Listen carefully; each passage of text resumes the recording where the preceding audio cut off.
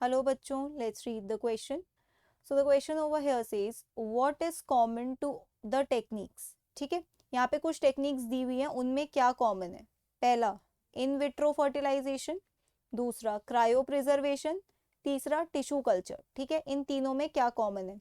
अगर मैं बात करूं इन विट्रो फर्टिलाइजेशन की, इन विट्रो फर्टिलाइजेशन, तो इस टेक्निक में क्या होता है, बॉडी के बाहर फर्टिलाइजेशन कराई जाती है. Okay, in vitro fertilisation outside body, basically egg लिया है, स्पर्म लिया है, बॉडी के बाहर इनका फर्टिलाइजेशन कराया जा रहा है, इसे आप कहते हो इन विट्रो फर्टिलाइजेशन. नेक्स्ट क्या गिवन है, क्रायो प्रिजर्वेशन. क्रायो प्रिजर्वेशन मतलब होता है आप सेल या टिश्यू को प्रिजर्व कर रहे हो इन लिक्विड नाइट्रोजन. सेल और टिश्यू या फिर कभी कभी कोई ऑर्गन भी preserved in liquid nitrogen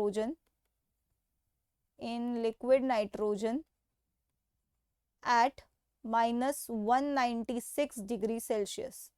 okay, बहुत कम टेम्परेचर पे. तीसरा क्या गिवन है, टिश्यू कल्चर. अब टिश्यू कल्चर में क्या होता है, आप प्लांट के किसी टिश्यू से पूरा प्लांट बना देते हो. ठीक है, ये प्लांट है.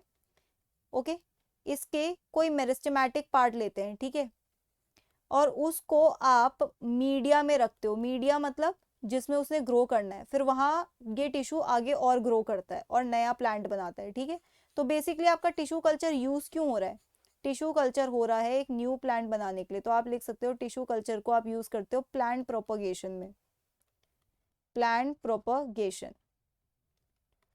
अगर आप इन सारी टेक्निक्स को देखो तो ये सारी ही टेक्निक्स आपकी एक्स सितु टेक्निक हो जाएंगी. कैसी टेक्निक हो जाएंगी, एक्स सितु. एक्स सितु मतलब आप ऑर्गेनिज्म को प्रिजर्व कर रहे हो बट उसकी अपनी जगह पे नहीं. Preservation, preservation outside, preservation outside its habitat, उसके अपने हैबिटेट से बाहर निकालकर उसका प्रिजर्वेशन कर रहे हो. देखो इन विट्रो फर्टिलाइजेशन में क्या होता है, ऑर्गेनिज्म का सिर्फ आपको एग चाहिए और स्पर्म चाहिए और आप उससे नया ऑर्गेनिज्म बना सकते हो.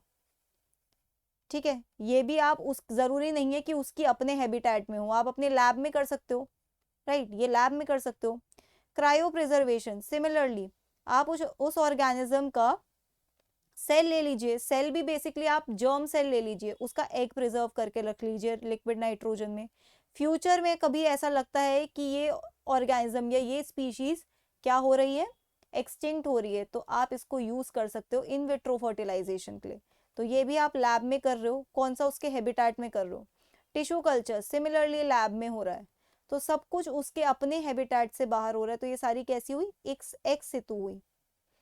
जो उसके अपने हैबिटेट में करी जाती है उसे इन सितु कहते हैं. तो यहाँ क्या लिखा हुआ है, all are in situ conservation methods, नहीं.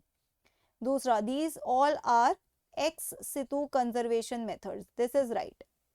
Next, all require ultra modern equipment and large space.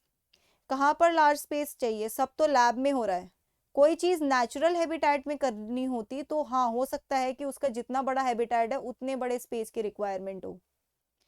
Next, all methods of conservation of extinct organism.